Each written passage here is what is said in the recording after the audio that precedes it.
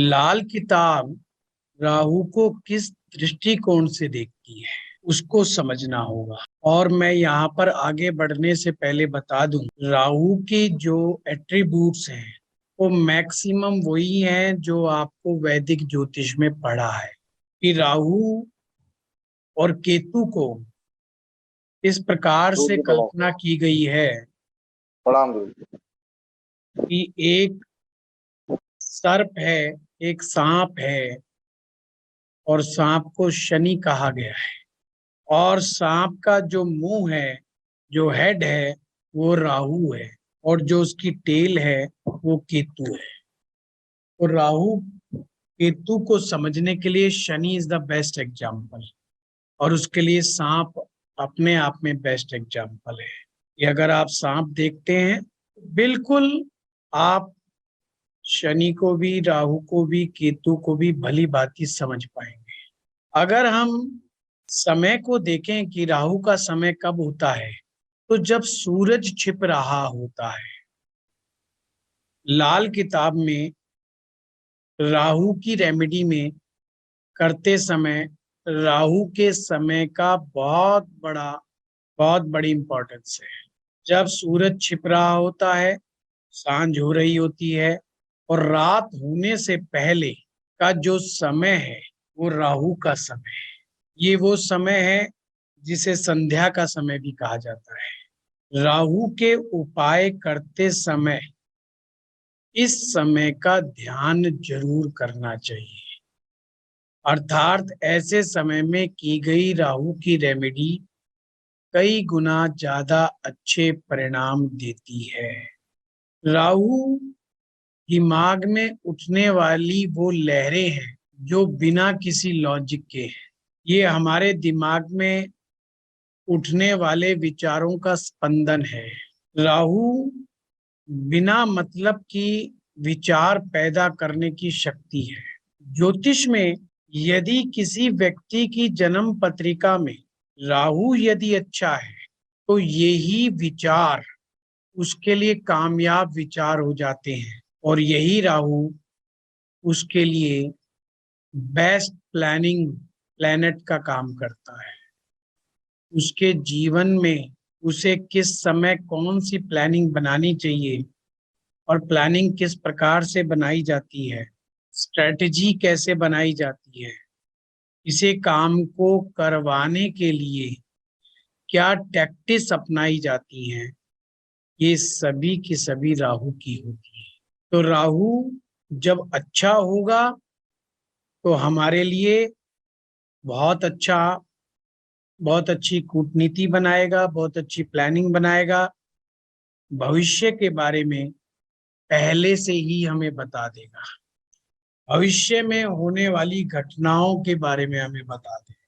उसे पहले से ही आभास होने लग जाता है कि आने वाले समय में मार्केट में क्या होने वाला है, आने वाले समय में हमें कमाने के लिए क्या करना चाहिए। ऐसा विचार राहु प्रकट कर दे। राहु अगर खराब हो जाए तो वही विचारों की लहरें पागलपन की लहरें होती हैं।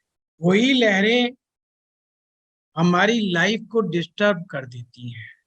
ये वही लहरें होती हैं जिनके फेर में आने के बाद व्यक्ति वहमी हो जाता है। उसे तरह तरह के वहम पैदा होने लगते हैं, और उसे भूत प्रेत नजर आने लगती है। लाल किताब के माध्यम से आज ये भी समझेंगे हम, ये भूत प्रेत का क्या चक्कर है। लाल किताब कहती है भूत प्रेत कुछ नहीं, आप क्या समझो राहु खराब तो भूत प्रेत। अगर किसी व्यक्ति का राहु जब खराब होता है तो वो भूत प्रेत में यकीन ही नहीं करता, केवल उनके चक्कर में भी फंस जाता है। और राहु के खराबी होने के कारण कब्रिस्तान, शमशान, इनके चक्कर लगाने शुरू कर देता है, तांत्रिकों के चक्कर लगाने शुरू कर देता है। और आपने देखा होगा हमारे समाज में भी जो कब्र होती है, कब्रों की पूजा करना, ये लाल किताब गलत मानती है। कब्रों की पूजा करना एक प्रकार से राहु को एक्टिवेट करना है और गलत राहु को एक्टिवेट करना है। गीता में भी लिखा है, अगर आप भूत प्रेतों की पूजा करोगे तो भूत प्रेत ही बनोगे। गीता में भगवान श्री कृष्ण ने ही मना कर दिया कि आपने ऐसा काम नहीं करना। लाल किताब में स्पष्ट निर्देश है कि पीर फकीर के यहाँ पर जाकर के उनके धागे ताबीज बंधवाना, ये आपको गलत राहु की तरफ ले जा सकते हैं। आपका कोई ग्रह नहीं सुधरने वाला, उल्टा राहु बिगड़ने वाला है। और जिन लोगों का राहु नीच राशि में होता है या राहु खराब स्थितियों में होता है, वो लोग इन तरह के उपायों में पीर फकीर कब्र में ज्यादा यकीन करते हैं, वहां प्रसाद चढ़ाते हैं, वहां चदरे चढ़ाते हैं। ये लाल किताब इसका भरसक विरोध करती है। ये बात हिंदू मुसलमान के आईने से नहीं है, पहले मैं क्लियर कर दूं। ये मैं अपनी तरफ से नहीं बता रहा हूं, ये लाल किताब में स्पष्ट निर्देश है, आप लोग भी पढ़ सकते कि वहां पर मुर्दे की पूजा करना, मरे हुए कब्र के ऊपर जाकर के प्रसाद चढ़ाना, ये करना, ये सब निषेध है। उल्टा ऐसे घर वाले किसी ना किसी गलत हवा के चक्कर में फंस, जब हम कहते हैं ना गलत हवा का नाम ही गलत राहु है, ये और कुछ नहीं है। ऐसे में हमें समझना होगा कि राहु क्या क्या चीजें हैं जो राहु से आती हैं। हमारे चारों तरफ जो पोल्यूशन है वो राहु है, जिसे हम जहरीला धुआं कहते हैं, ये राहु का रूप है। जिसमें कार्बन मोनोऑक्साइड बहुत ज्यादा हो, कार्बन डाइऑक्साइड बहुत ज्यादा हो, ऐसे वातावरण वो राहु का वातावरण होता है। सिगरेट से निकलने वाला, गांजे से निकलने वाला, किसी भी प्रकार से निकलने वाला एक नशे में से जो धुआं होता है वो भी जहरीला धुआं माना जाता है, वो राहु का धुआं है। और जो ये लोग हीरोइन, चर्स इत्यादि का सेवन करने वाले लोग हैं, ये वही लोग होते हैं जिन पर राहु का सबसे ज्यादा बुरा प्रभाव होता है। हमने जब ड्रग्स एडिक्ट्स की आप बात करेंगे, जो डेडली ड्रग्स एडिक्ट्स होते हैं, कोई इंजेक्शन लगा रहा है, कोई हीरोइन ले रहा है, कोई नशा अव्वल दर्जे के कर रहा है, जिसमें शराब का नशा शनि का है, ये ध्यान रखना। शराब का नशा शनि का नशा है। परंतु शराब के अलावा के नशे, धुएं से निकलने वाले नशे या सूंघने वाले जो नशे, ये सब के सब राहु को जो है, ये सभी राहु को करते हैं। हेलो, हेलो, आप ज्वाइन करो। आप, मैं ज्वाइन करा तो रहा हूँ, आप आ ही नहीं रहे। आओ, करो, करा कोशिश करो।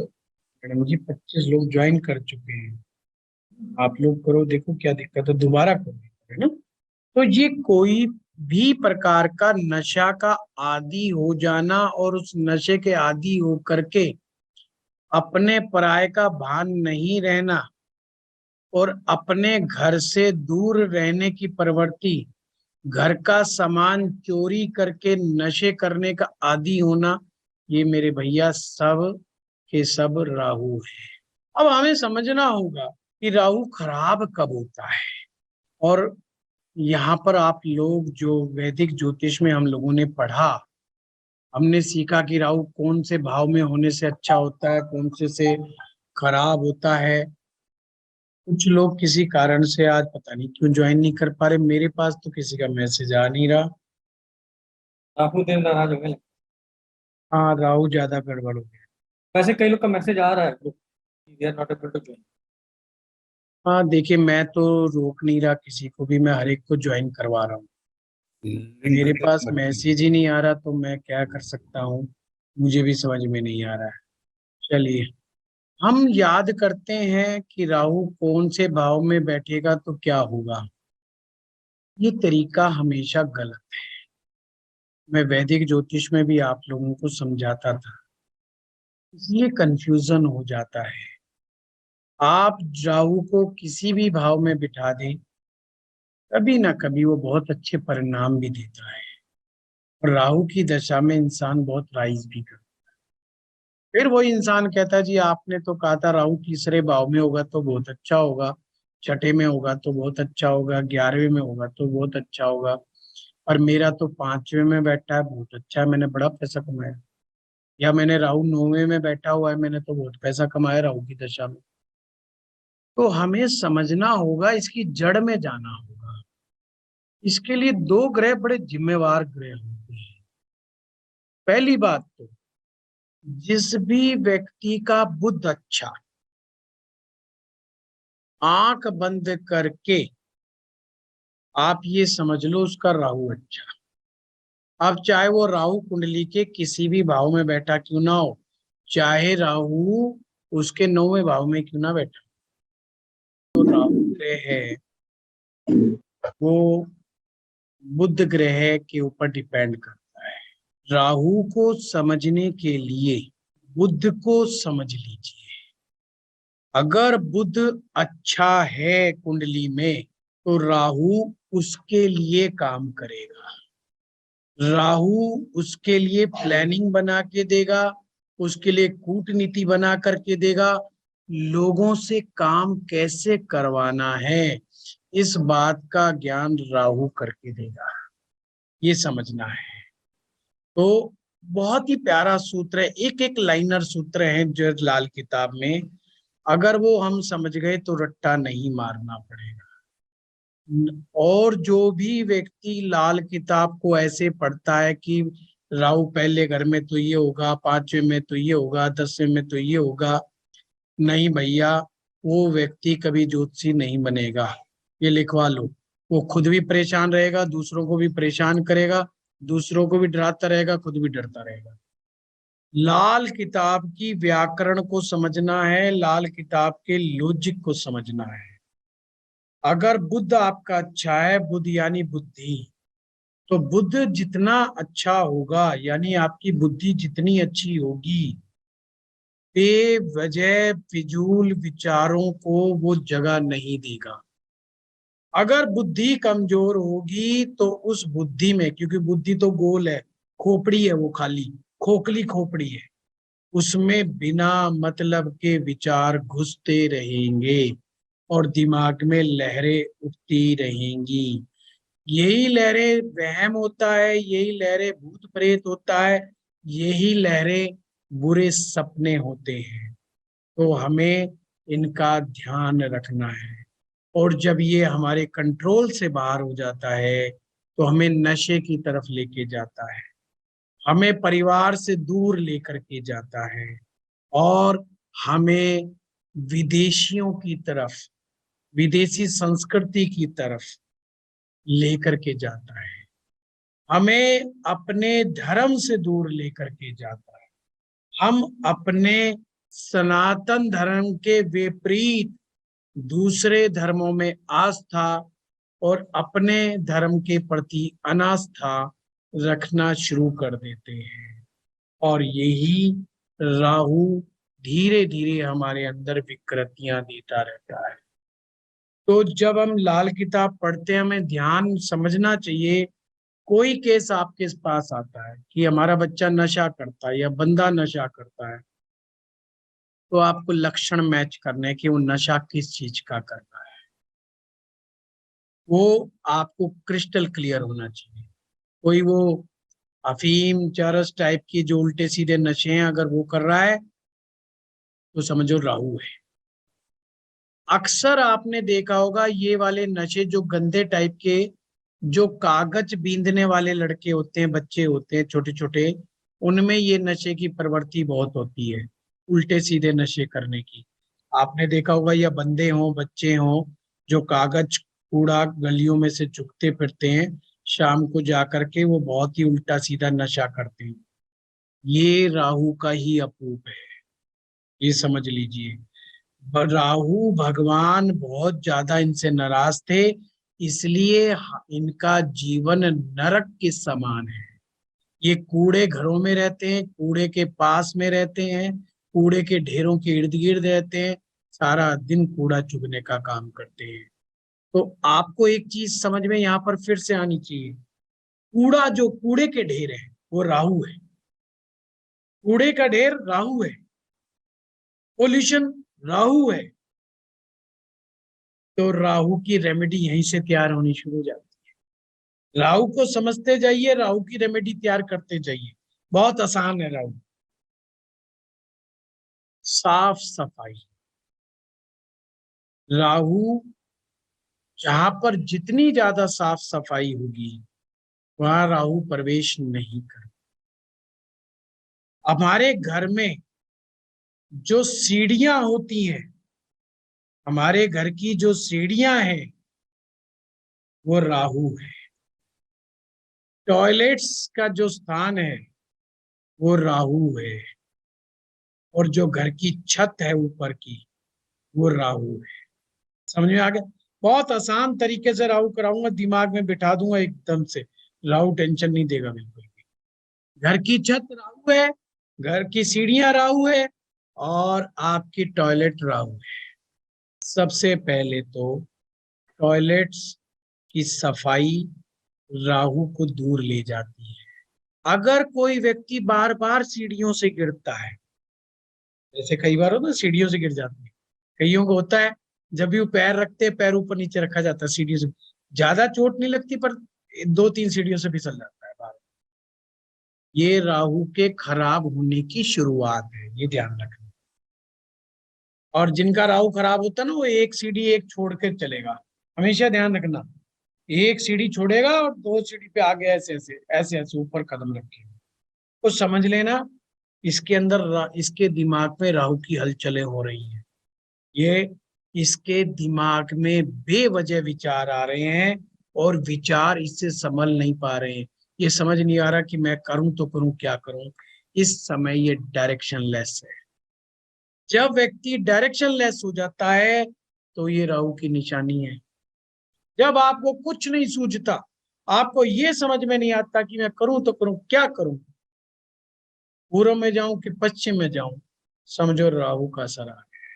तो हमने साफ सफाई करनी है, टॉयलेट साफ रखनी है, घर की छत साफ रखनी है, सीढ़ियां साफ सुथरी रखनी है, राहु ठीक हो जाए। अब अगर राहु ने ज्यादा परेशान कर दिया है तो धर्म स्थान, कोई भी धर्म स्थान पे जाकर के आप वहां की टॉयलेट साफ करना शुरू कर दो, फर्श साफ शुरू कर दो, सीढ़ियां साफ शुरू कर दो, आपका राहु का दोष दूर होना शुरू हो। ये मैं फोकट के उपाय बता रहा हूँ, बहुत सटीक उपाय है। किसी व्यक्ति की नौकरी नहीं टिकती हो और वो खुद नौकरी छोड़ छोड़ करके आता हो, क्योंकि राहु से ग्रसित व्यक्ति खुद रोजगार छोड़ता है, उसको छुड़वाने की जरूरत ही नहीं। वो हमेशा ना ऐसी हरकत करेगा और सिस्टम में कमी निकालेगा और भाग जाएगा छोड़ करके। तो बार बार अगर नौकरी खुद ब खुद छोड़ करके आता हो तो उसके लिए उपाय बताया कि मंदिर में जा, झाड़ू लेकर के और सारी मिट्टी साफ कर, फर्श साफ कर, और उसकी जो लास्ट में मिट्टी बचती है उसको अपने माथे पे लगाना शुरू कर दे। किसी की नौकरी रोजगार नहीं लग रहा है तो लग जाएगा, बार बार नौकरी छोड़ के भाग रहा है तो नौकरी से टिकना शुरू हो जाएगा। बहुत ही सटीक आजमाया उपयोग है। ये मुझे प्राप्त हुआ था, किसी साधु ने एक सत्संग में बताया था।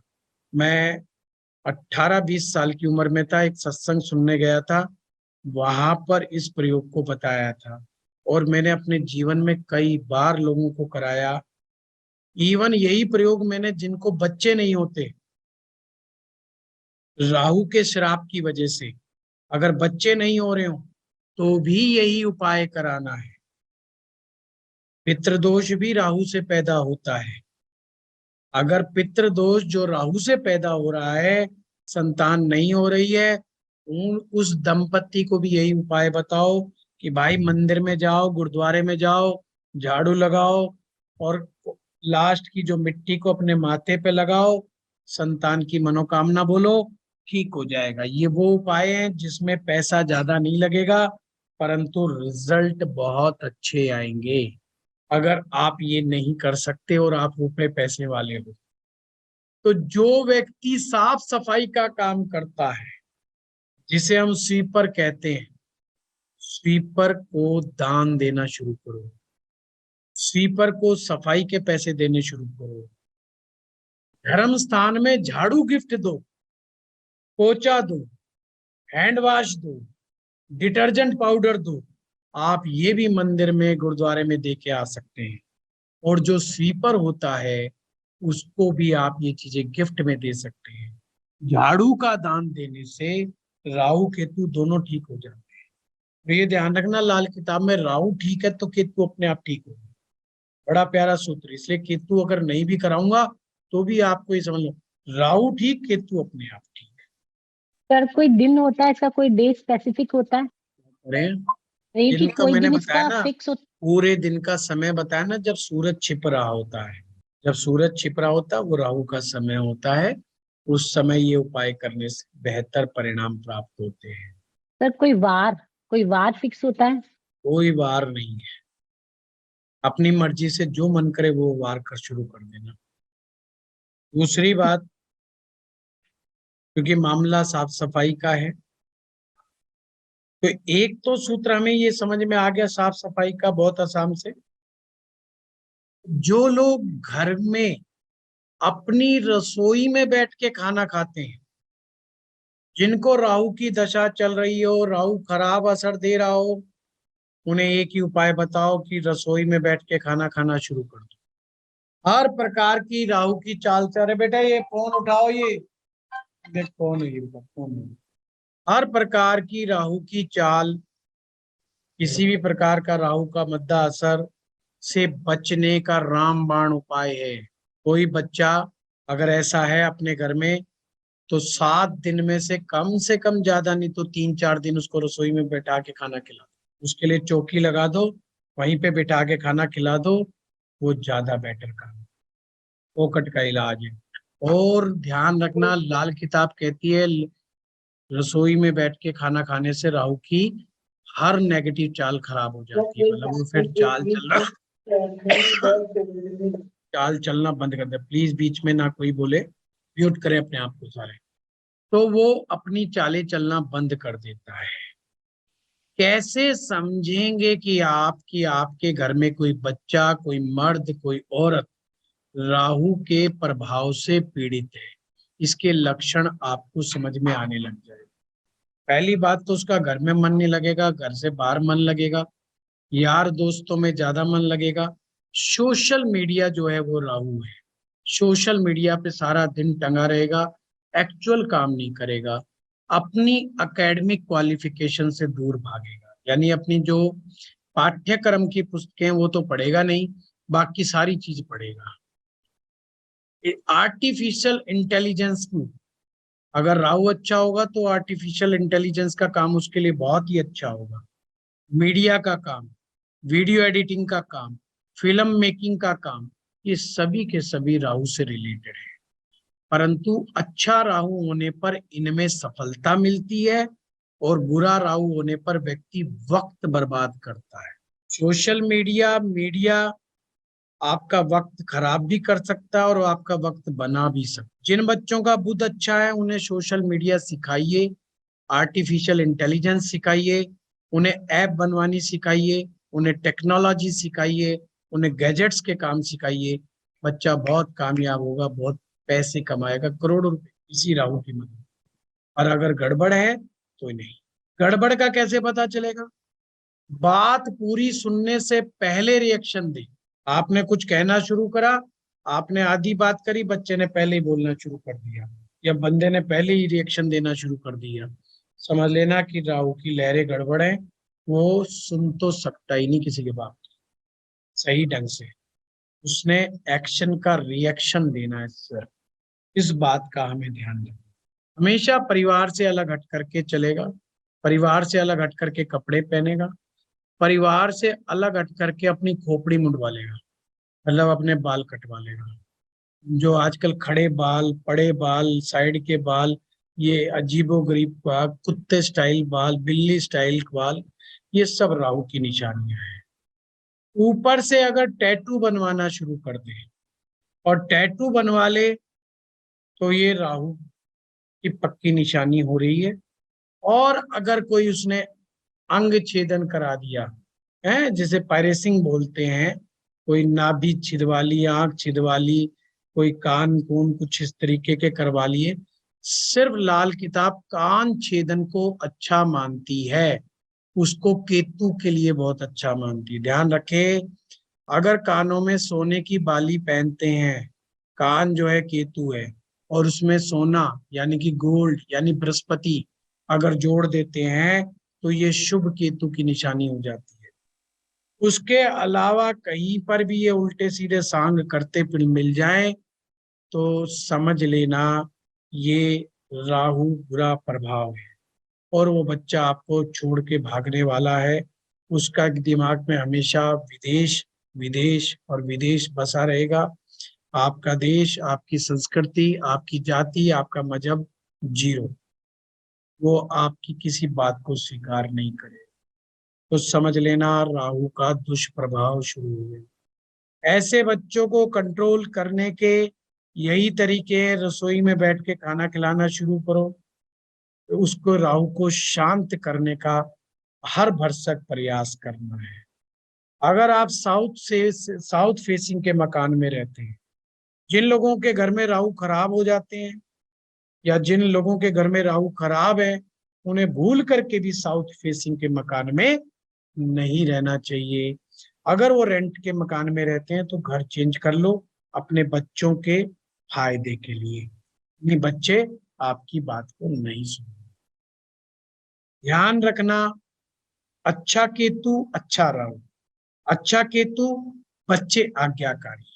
आपकी एक बात को आपने बात कही, बच्चों ने बड़े ढंग से सुना, समझा और उसको करने का प्रयास किया, और अगर उन्हें कोई बात पसंद नहीं आई तो वो आपके साथ सह सम्मान पूर्वक लॉजिकली बात कर रहे हैं अगर, तो समझ लेना केतु अच्छा है। और केतु अच्छा है तो राहु भी अच्छा है, तो नो टेंशन। राहु खराब है, केतु खराब असर देगा ही देगा। अगर आपका राहु खराब है तो आपकी खुद की औलाद आपकी बात नहीं सुनने में, ये ध्यान रखना। ये भी चेक कर लेना कहीं खुद का ही तो राहु खराब नहीं है। कुछ लोग बालों में कभी लाल रंग करा लेंगे, कभी पीला रंग करा लेंगे, ये खुद का राहु खराब करते फिरते हैं। तो ऐसा नहीं करना। राहु का मतलब है जो शरीर भगवान ने नेचुरल रूप में दिया है उसको अपभ्रंश कर देना, उसका विकृत रूप स्वरूप धारण कर लेना, ये राहु की निशानी है। उल्टी सीधी मालाएं डाल लेना। अगर तुम्हें लगे ना एक आदमी ने 2 4 5 मालाएं डाल ली, चंदन माला, रुद्राक्ष माला, हाथ में माला, फलाने में माला, समझ लेना राहु का रूप है। बाबा जी संत नहीं है, उसे धार्मिक आदमी समझने की कतई गलती ना करे। पहुंचा हुआ साधु संत आदमी के हाथ में आपको का गले में इतनी मालाएं मुलाएं नहीं मिलेंगी। ये पाखंड ढोंग का दिखावा है।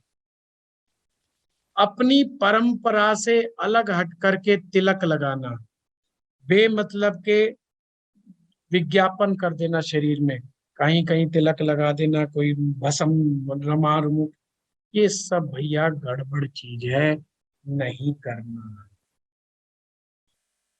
तिलक लगाना लाल किताब में बहुत अच्छा माना गया। जो भी तिलक आप अपने माथे पे लगाते हैं वो ग्रह आपके फर्स्ट हाउस में बैठ जाता है, ये ध्यान रखना। अगर आप लाल रंग का तिलक लगाते हैं, लाल चंदन का तिलक लगाते हैं, ग्रहों का असर है। अगर आप पीली हल्दी का तिलक लगाते हैं, बृहस्पति लगन पर बैठ जाता है।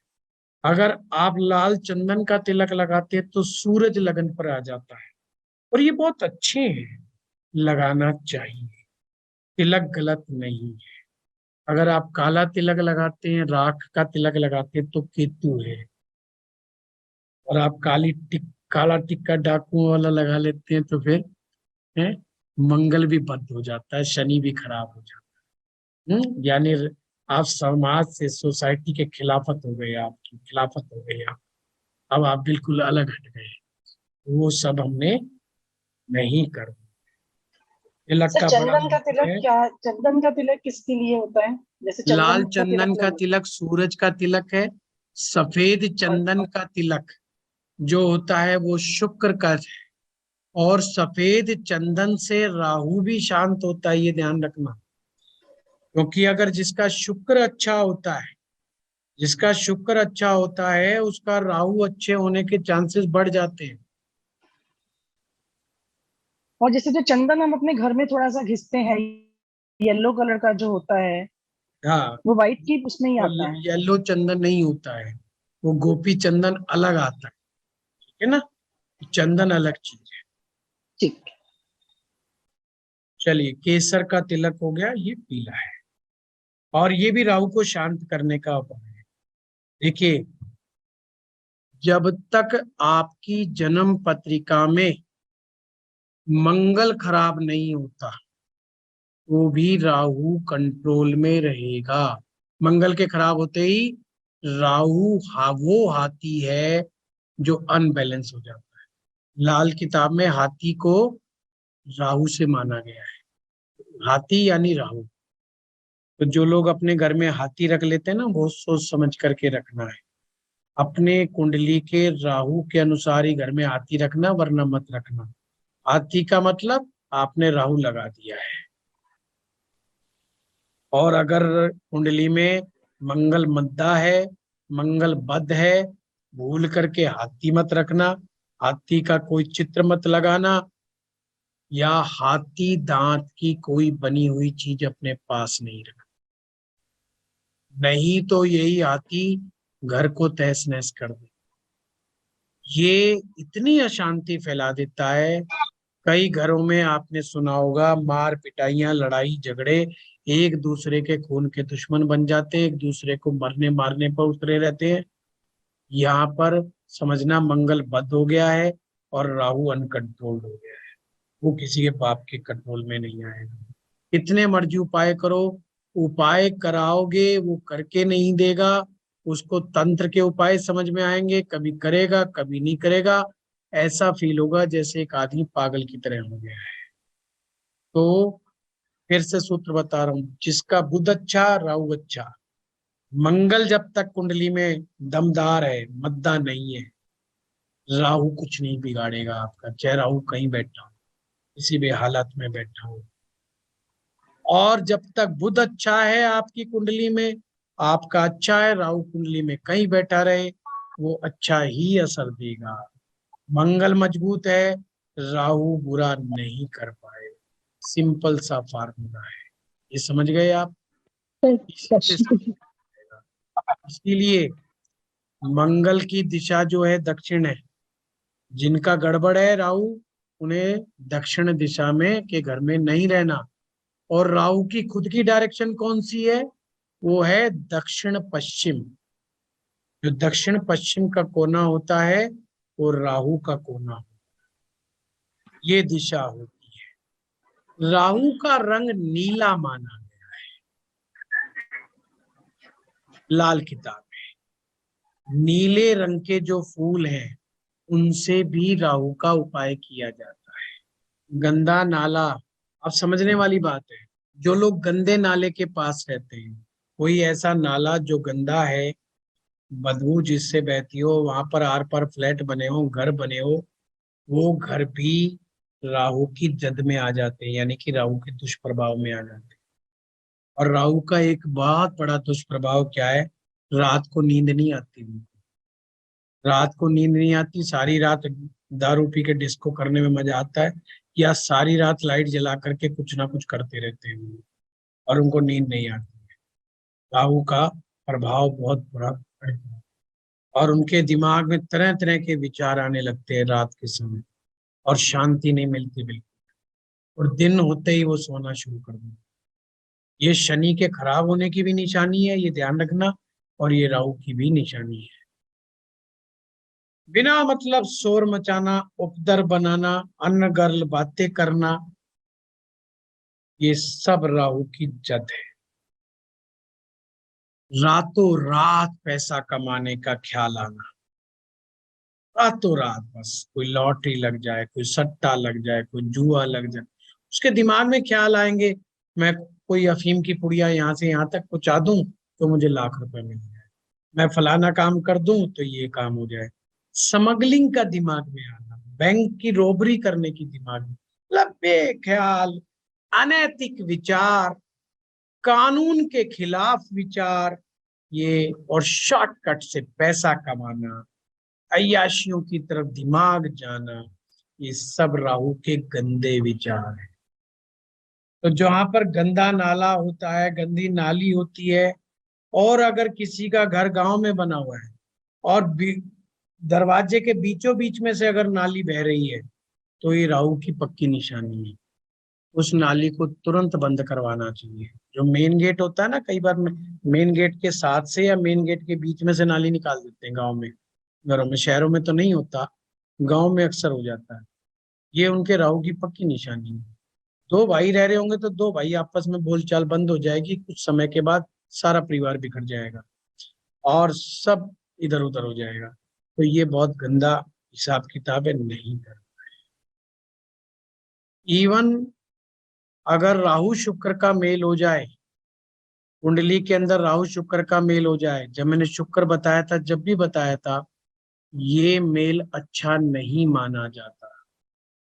यूरिन से रिलेटेड तकलीफें, सेक्सुअल डिसऑर्डर्स, किडनी से रिलेटेड तकलीफें पैदा हो सकती हैं, पति पत्नी के संबंध खराब, अनैतिक संबंधों का बनना जैसी समस्याएं आ जाती हैं। राहु शुक्र का मेल अनैतिक संबंधों की तरफ इंसान को खींच के लेके जाता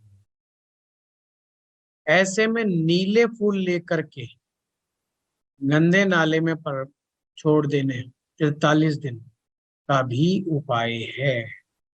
राहु की क्या निशानी? आदमी आवश्यकता से अधिक चालाक होता है। कभी राहु प्रधान आदमी से मिलेंगे, सबसे बड़ी बात, वो आपको कभी बेवकूफ नजर नहीं आएगा। एडवांस टेक्नोलॉजी उसके पास होगी। आपको, आप एक ज्ञान की बात करेंगे, वो आपको 4 ज्ञान की बात बताएगा। लेटेस्ट से लेटेस्ट टेक्नोलॉजी का उसको ध्यान होगा। आने वाले 2 साल के बाद कौन सी कार आने वाली है उसे मालूम होगा। फास्टेस्ट स्पीड कार कौन सी है वो उसे मालूम होगा। उसको बहुत फास्ट चलने वाली गाड़ियों को बहुत ज्यादा उसके अंदर पैशन होगा। बहुत तेज चलने वाली बाइक, गाड़ियां, ये सब जो तेजी से चलने वाली हैं, इनका उनको बड़ा पैशन होगा। और ये लोग चालबाज होते हैं और बड़े शातिर किस्म से काम करते हैं। जिन लोगों का राहु खराब होता है उन पर बिना कसूर के आरोप लगते हैं। राहु खराब के लक्षण, आपने कुछ किया भी नहीं और फिर भी आरोप आप पे आ गया, सिर्फ इसलिए कि आप वहां पर उपस्थित थे या वहां पर बैठे थे। आप लड़ाई में एक शब्द भी नहीं बोले तो भी आरोप कहीं ना कहीं आप पर आ जाए, तो वो राहु की निशानी है, यानी कि राहु गड़बड़ है। बिना कसूर के जेल में बैठा हुआ कैदी राहु है। बिना कसूर के जेल में बैठा कैदी राहु है। आप जान के हैरान हो जाएंगे, हमारे जेलों में बहुत सारे ऐसे लोग हैं जिन पर आरोप लगा के, गलत मुकदमे लगा करके बेचारे जेल में बैठे रहते हैं और भुगत भुगत करके आते हैं। किया करना कुछ नहीं, छोटी से छोटी मिस्टेक की बेचारे, कोई 15 दिन जेल में रह रहा है, कोई 3 महीने रह रहा है, कोई 6 महीने जेल में रह रहा है और सजा भुगत के आता है। और आपने देखा होगा आजकल जो दहेज दहेज प्रथा के नाम पर जो केस लगा दिए जाते हैं, उसमें आदमी जेल में चला जाता है और उसने बेचारे ने इतना कुछ किया नहीं होता जितनी वो भुगत करके आ रहा होता है। वहां के ऊपर फर्जीवाड़े के केस लगा दिए जाते हैं, लेडीज लांछन लगा दे कोई और वो 3 महीने 6 महीने सजा काट करके आए बेमतलब की। ये सब राहु के खराब होने की निशानी है। घर के बाहर वीराना हो, धूल उड़ती हो, तो भी राहु का असर है। बे औलाद व्यक्ति, यानी जिसके कोई औलाद नहीं होती, उस पर भी राहु का असर ही माना जाता है। हमारे जो घर की दहलीज होती है, मेन गेट कहते हैं, दहलीज कहते हैं, ये भी राहु का ही स्थान है, ध्यान रखना। इसीलिए आपको एक उपाय बता देता हूँ। वास्तु में ये उपाय अक्सर कराया जाता है अपनी दहलीज को प्रोटेक्ट करने के लिए, कि उसमें से मेन गेट से राहु प्रवेश ना कर सके। इसलिए दहलीज में चांदी की तार दबा दी जाती है, चांदी का पतरा दबा दिया जाता है। ये बहुत अच्छी टेक्निक है। जिनके घरों में जिनकी कुंडलियों में राहु खराब असर देता है, या जिनको खराब राहु के लक्षण प्रतीत होते हैं, उन्हें अपने घर की देहली के बीचों बीच चांदी का तार जरूर लगा देना चाहिए।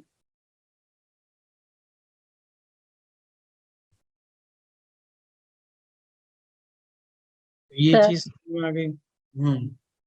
सर ये तो दबाने की जगह हम कुछ लगा सके या कुछ वैसा भी हो सकता है कि दबाना ही पड़ता है? ये लिखा तो दबाना पड़ता है जी, लिखा तो यही हुआ है। सर जैसे आपने ये बताया कि चांदी की तार दबाने का, जब हमारा घर बना था तो हमने वास्तु वाले को बुलाया था, तो उसने हमसे तांबे की, घर की पूरी बाउंड्री में तांबे की लगवाई थी तार। देखिए, तांबा सस्ता है, चांदी महंगा है। नहीं, अब तो तांबा उसमें किसी और चीज की रेमेडी है क्या? नहीं, तांबा तो दूसरी चीज की रेमेडी है ही है। तांबा तो दूसरी चीज है ही, तांबा मंगल है। तांबा तो सूर्य है, मंगल है। हाँ, तो उन्होंने तांबे की तार लगवाई थी पूरे घर के चारों तरफ। अब जो लगवा दी। चलिए कोई नहीं, अब चांदी की भी लगवाएंगे। कुछ करते हैं इसका भी जुगाड़। ठीक है। सिर्फ गेट के एरिया पे सर, जितना गेट का एरिया है। अब आगे बढ़ने दोगे तो चांदी की तार की जगह फायदा कर दूंगा, सस्ता उपाय बता दूंगा, और नहीं तो ठीक है सर। चांदी की जगह सोना कर दूंगा। नहीं ठीक नहीं है, अब सर, आप आपके आगे ऊपर। बढ़ाइए। हाँ? हमारी जो ससुराल होती है वो भी राहु है, जो साला है वो राहु है। जिन लोगों के अपने ससुराल से संबंध अच्छे नहीं रहते, ससुराल से संबंध अच्छे बना के रखेंगे तो राहु फिर भी थोड़ा थोड़ा नुकसान कम करेगा। साला ये भी राहु है। बिजली का सामान, और ससुराल वालों से तो बिल्कुल नहीं लेना। बिजली का सामान लाल किताब में लिखा है ये। जिनका राहु खराब हो या अच्छा हो, ससुराल वालों से बिजली का सामान नहीं लेना। तांत्रिक शक्तियां जितनी भी हैं, तंत्र मंत्र की शक्तियां भी हैं, उनमें भी राहु का वास है। जमीन के अंदर का जो लावा होता है वो भी राहु है। जब व्यक्ति का राहु अच्छा होता है, वो बहुत अच्छा खुफिया विभाग का आदमी बन सकता है ना। जैसे इंटेलिजेंस का ये होते हैं ना, क्या बोलते हैं इसको, खुफिया विभाग, क्या CBI type, central bureau of investigation, CID. जासूस, जासूस शब्द सही है। जासूसी करने की कला उस व्यक्ति में बहुत अच्छी होती है जिसका राहु अच्छा हो। आईबी भी होगा सर, हाँ, इंटेलिजेंट गुरु। आईबी भी लगा रहा। जासूसी में सारी चीज आ गई। अब आईबी सीबीआई जो भी लगाना लगाओ। कहने का मतलब वो अच्छी कूटनीति बना करके किसी व्यक्ति के फैक्ट्स को चेक कर सकता है। राहु का दूसरा नाम बहरूपिया है। राहु रूप बदलने में माहिर होता है। इसलिए जो ये फिल्मों के कलाकार हैं, ये अच्छे राहु की वजह से होते हैं। ध्यान रखना, अगर कोई आपके पास आए कि मैं फिल्मों में एक्टिंग करना चाहता हूँ, फिल्मों में जाना चाहता हूँ, पहले बुध देखना फिर राहु देखना। अगर बुध अच्छा नहीं है तो राहु कितना भी अच्छी जगह बैठा हो, गलती से मत कह देना जा तू फिल्मों में चला जाएगा। जगह जगह किताबों में लिखा हुआ है कि जो राहु है वो कलाकार बनाता है, एक्टर बनाता है। पर भूल के भी गलती मत कर जाना, बुध अच्छा होगा ही तो व्यक्ति अच्छा एक्टर बनेगा, क्योंकि बुध बुद्धि है। मेमोरी पावर है आपकी, और जब व्यक्ति में मेमोरी पावर अच्छी नहीं होगी तो डायलॉग्स कैसे याद रखेगा। नकल करने की कला ये तो राहु से आ जाती है, पर वो नकल करने की कला काफी हद तक बुध में भी होती है, इसलिए तोता आपकी नकल से बात को कर सकता है। बहुत सिंपल सिंपल मैं आप लोगों को बता रहा हूं। गलती से भी अपने बच्चों को फटे टाइप के कपड़े नहीं पहनाना। वो जींस होती है ना, वो टक घुटनों पे से फट जाती है, फट नहीं जाती, फटी फटाई आती है, फटती नहीं है, मतलब वो कट फट वाले उधड़े उधड़े से कपड़े टाइप के स्ट्रिक्टली बैन करो अपने घर में, और खुद भी ना पहनो फटे टाइप के कपड़े। फटे तो खैर कोई नहीं पहनता, भगवान ने सबको पैसा दिया है, वो सर फटे उसको ला करके पहनते हैं। तो रिप्ड वो जीन्स बोलते हैं, रिप्ड क्या जीन्स, रिप्ड जीन्स। जो भी जींस है वो ना पहने, राहु की पक्की निशानी। राहु इतने अच्छे से समझा दिया कि सामने वाला आदमी बैठते उसके कपड़े देखो, उसकी शक्ल देखो, राहु वहीं पता चल जाएगा इसके ऊपर राहु का कितना अच्छा असर है। थोड़ा सा बात करके देखो, बहुत जल्दबाजी में जवाब देगा, एक का चार बात करेगा, समझ जाना राहु का असर है। राहु प्रधान आदमी बहुत बड़ी बड़ी बातें फेंकेगा, कभी भी लाखों की बात नहीं करेगा, करोड़ों की बात करेगा, करोड़ों में भी 500 करोड़, 1000 करोड़, 10,000 करोड़ की बात करेगा। आपके पास कभी भी बिजनेस प्लान लेके आएगा तो 100-200 करोड़ से नीचे की बात नहीं करेगा, समझ जाना बंदा राहु का असर है। कोई ऐसी स्कीम जिसमें 1 रुपया लगाओ 10 रुपया पाओ, समझ लेना राहु की स्कीम है। कच्चा लालच की जितनी भी स्कीमें हैं सब राहु सर क्रिप्टो करेंसी भी राहु, है। हाँ, क्रिप्टो करेंसी। ये राहु ही है। जो आपके हाथ में नहीं, राहु हवाबाजी में। समझ गए बात को? बहुत सिंपल सिंपल मैंने फार्मूले लिखवाए हैं। अब इसके हम उपायों के ऊपर बात करेंगे। कविता जी आगे नहीं चलने देना, बताओ क्या बोल रहे हो, फटाफट जल्दी बोलो। चेहरे से कैसे पता चलेगा कि राहु है? तो आपने कुछ वैसा लिखवाया नहीं चेहरे से। मैंने बताया था, बाल उल्टे सीधे, वो स्पाइक वाले बाल अच्छा और हाँ हाँ हाँ। टेढ़े मेढ़े बालों से ही पता चल जाएगा। आधा गंजा हिंदुस्तान का नक्शा, पाकिस्तान का नक्शा सर पे बनाए घूमे ना, रंगे इधर हुए से बाल। 2 कैंची इधर से मरवा रखी होगी, 4 कैंची इधर से मरवा रखी होगी, समझ लेना राहु है। ये रैपर सॉन्ग करने वाले टाइप के, ये सब। अब हमें समझना है राहु के जो शत्रु हैं, राहु उनको बिल्कुल नहीं छोड़ता। राहु के साथ सूर्य का मिलन हो जाए, राहु के साथ चंद्रमा का मिलन हो जाए तो इनको बड़ा परेशान करता है, तो ग्रहण लगा देता है। ये मैंने सूर्य चंद्रमा बताए थे, जब भी बताया था आप लोगों को।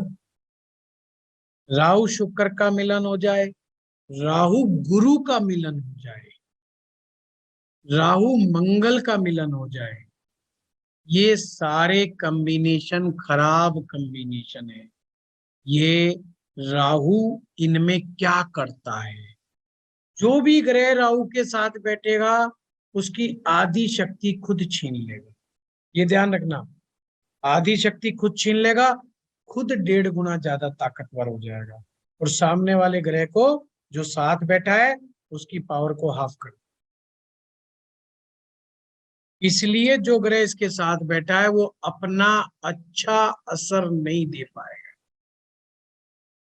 जिसकी कुंडली में भी राहु और सूर्य और शनि अगर एक साथ बैठे, सूर्य शनि कॉम्बिनेशन को लाल किताब बहुत गड़बड़ मानती है।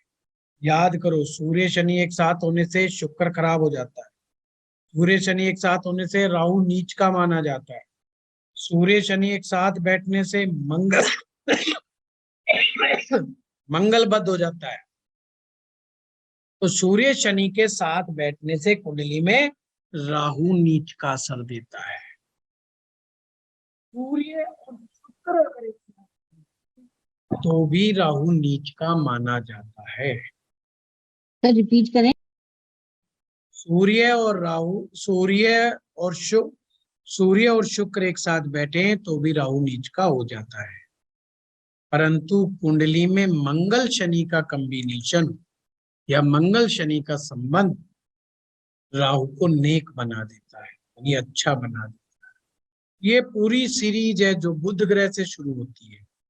अभी तक जितने मेरे वीडियोस हैं आज तक की क्लास के, अब आगे आगे हम तेजी से बढ़ेंगे। बहुत स्लो चला हूं, कम से कम स्पीड रखने की कोशिश की है।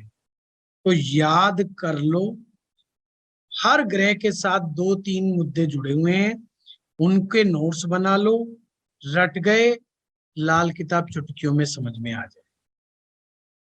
और अगर याद नहीं रहा तो फिर घूमते रहना, फिर बीच बीच में जितना मर्जी टोकते रहना, कोई फायदा नहीं होगा और मैं अपनी स्पीड से चलता जाऊंगा।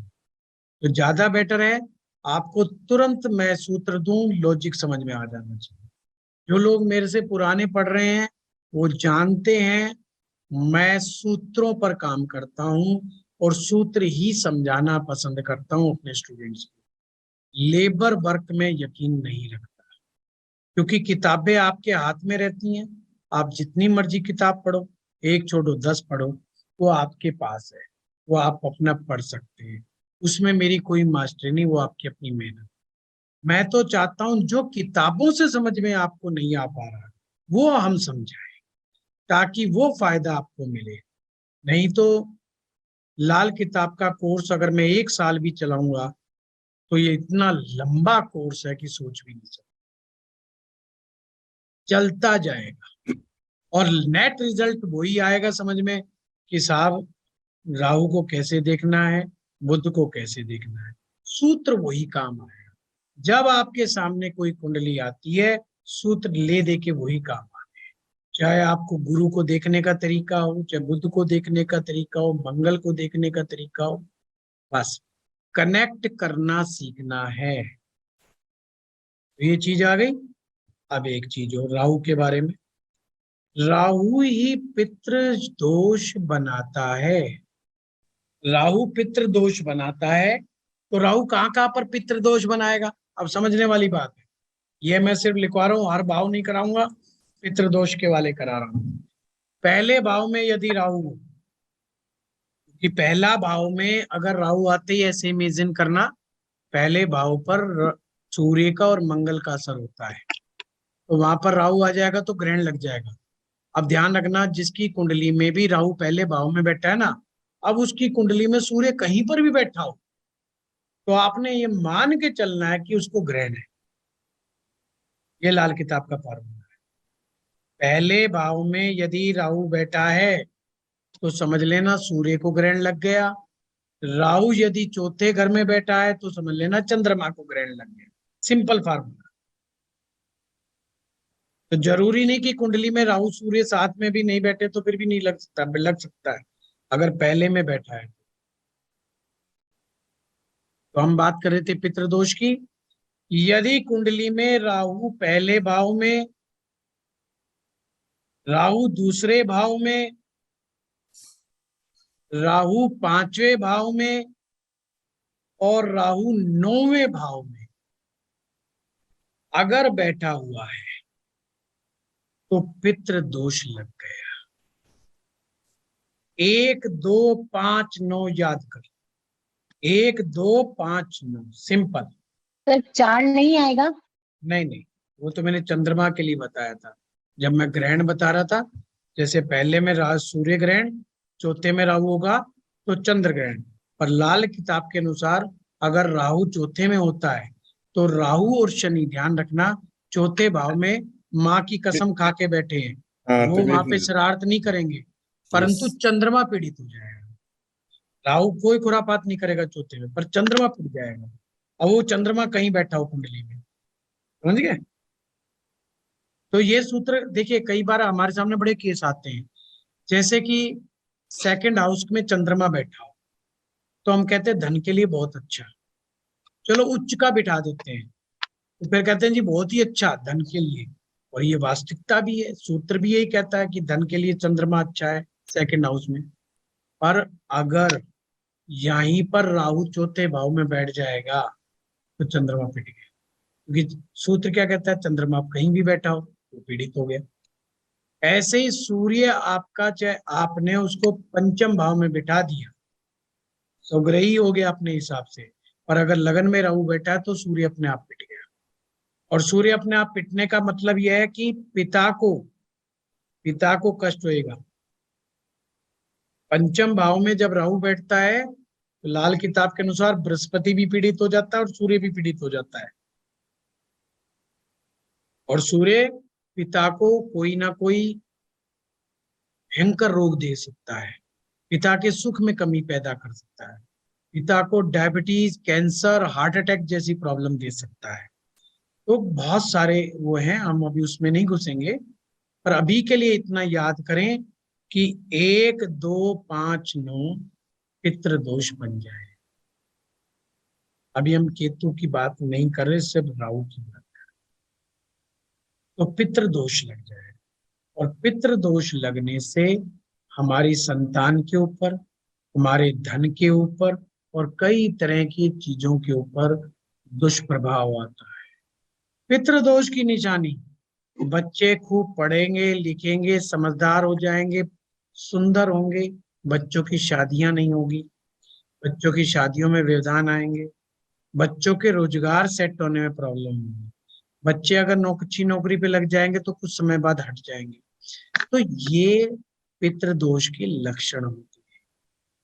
घर में वातावरण तनावपूर्ण बने रहना, और मेरा एक वीडियो है पितृदोष के ऊपर, 2.5-3 घंटे का यूट्यूब के ऊपर। पितृदोष के बारे में मैं डिटेल से नहीं कराऊंगा, आप उस पूरे वीडियो को देखिएगा, आपको बहुत ज्यादा वहां पर वो मिल जाएगा। ठीक है, चलिए, तो ये मैंने आप लोगों को बताना था। अब हम थोड़े से उपायों की बात कर लेंगे। मैंने उपाय कुछ तो आप लोगों को बताए हैं, साथ में आपको उपाय के रूप में मछलियों को आटे की गोलियां खिलानी। अब ये आटे की जो गोलियां है ना, इसकी सामग्री नोट कर लो अगर राहु दोष को शांत करना हो। इसमें आटा, गेहूं का आटा, जौ का आटा, काले तिल और सरसों का तेल, ये सामग्री मिलाकर के छोटी छोटी गोलियां बना करके मछलियों को देना। और मछलियां राहु हैं, ये ध्यान रखना, मछलियां राहु की प्रतीक हैं। लाल किताब में ये भी उपाय आता है मछलियों को जल में छुड़वा देने का। किसी से मछली खरीद ली, जिंदा मछली को पानी में छुड़वा, वो भी राहु का उपाय होता है। गुरुद्वारे के अंदर कड़ा प्रसाद जो बनता है, जिसमें घी ऊपर तक तैरता रहता है ना, ऊपर तक रहता है घी, उसका प्रसाद बांटना या उसकी सामग्री को गुरुद्वारे में देना, गुरु के स्थान पर राहु प्रवेश नहीं करता, ये ध्यान रखना। इसलिए मैंने गुरुद्वारा बोला है, मंदिर भी वही बात है। मंदिर, गुरुद्वारा, चर्च, ये एक ही बात है। ये गुरु जी, गुरु ये के सब हमको स्थान शाम है, के टाइम पे बांटना है? गुरु के स्थान है। हाँ, कभी भी बांट दो। जो होते हैं, जो ये भी राहु है। अगर किसी को ऐसा बुखार चढ़ता है, सुबह चढ़ता है, शाम को उतर जाता है, फिर अगले दिन फिर चढ़ जाता है, फिर उतर जाता है, चढ़ता है उतरता है, चढ़ता है उतरता है, डॉक्टर को दिखाओ, समझ में नहीं आता है। डॉक्टर एंटीबायोटिक भी दे के ले और पैरासीटामोल भी दे के थक ले, 5-7 दिन लगातार हो जाए, फिर भी बुखार नहीं खत्म हो, तो जो होते हैं उनको कच्चे दूध में धो करके जल प्रवाह करने का उपाय बता देना, बुखार वाली समस्या से निजात मिल जाएगा। राहु कभी भी बीमारी को सही तरह से प्रॉपरली डायग्नोज नहीं करने देता, इसीलिए राहु का इलाज करा है। कई बार बॉडी में ना टेम्परेचर का एरर आ जाता है, वो उसके बॉडी का सेंसर गड़बड़ हो जाता है। बॉडी कभी टेम्परेचर ज्यादा दिखाती है, कभी कम दिखाती है। डॉक्टर को भी ये बात समझ में नहीं आती कि राहु की वजह से हो जाता है। तो राहु के उपाय बता दो, उसको कहो 43 दिन तक करे। 43 दिन तक करने की जरूरत ही नहीं पड़ेगी, 5-7 दिन में ही ठीक हो जाता है। कभी कभी तो 3 दिन में ही फायदा हो जाता है इस चीज का। चांदी का चकोर टुकड़ा अपने पास रखना, ये मैंने मंगल के समय में भी बताया था आप लोगों को। ये राहु की रेमेडी में भी बहुत काम करे। अब नट सेल में किसी को राहु खराब कर रहा हो तो उसको सुधारने के 2-3 तरीके। पहला तरीका तो यह है कि बुध को अच्छा बनाने के जो जो उपाय हो सकते हैं वो करो। दूसरा अच्छा उपाय ये कि चंद्रमा के उपाय कर देने शुरू कर देने चाहिए। चंद्र ग्रह के उपाय शुरू कर देने चाहिए। चंद्रमा में जो भी है, चंद्रमा में चांदी है, चावल है, दूध है, इनकी चीजों का दान करना, ये भी एक उपाय है। भगवान शिव की पाठ पूजा करना, ये भी एक उपाय है। माँ दुर्गा जी की पाठ करना, ये भी एक उपाय है। और लाल किताब में कहा है राहु की जो देवी है वो माँ सरस्वती है। माँ सरस्वती पर नीले फूल अर्पित करने से राहु अति शीघ्र शांत हो जाता है। 10 महाविद्याओं में छिन्नमस्ता देवी राहु की देवी है। इनकी पूजा करने से भी राहु शांत हो जाता है। कौन सी देवी? छिन्नमस्ता। थोड़ा थोड़ा राहु खराब चल रहा हो, बहुत सारे थॉट्स आते हो, कंफ्यूजन रहता हो, तो 3 प्राणायाम 5-5 मिनट के लिए, जैसे दवा लेते हैं ना, ऐसे दवा की तरह लेना शुरू कर देना सुबह शाम। 5 दिन भी नहीं लगेंगे, उससे पहले ठीक हो जाओगे। 5 दिन मैक्सिमम बता रहा हूँ मैं। 3 प्राणायाम कौन कौन से हैं? अनुलोम विलोम, भ्रामरी और उद्गीत। ये 3 याद रखना, ये राहु के दुश्मन है। पर घड़ी में टाइम देख करके 5-5 मिनट्स। मैंने कहा 5 दिन नहीं टपेंगे, उससे पहले कंफ्यूजन दूर, स्ट्रेस दूर, बहुत ज्यादा आपको फायदा होगा। उद्गीत प्राणायाम में ओंकार का जाप करते हैं ऊंचे स्वर में, ओम। ओमकार का जाप, ओमकार का जोर जोर से जाप करने से राहु दूर भाग जाता है, राहु पास में नहीं आता।